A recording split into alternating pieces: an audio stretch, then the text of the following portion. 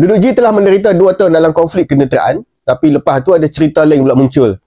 Disember tahun lepas, IS telah menjalankan misi taktikal di Hospital Qamar Adwin di utara G. Mereka klaim bahawa hospital ni ialah markas utama HMS. Mereka tahan pengarah hospital Dr. Hussam Abu Sufia dan 200 yang lain.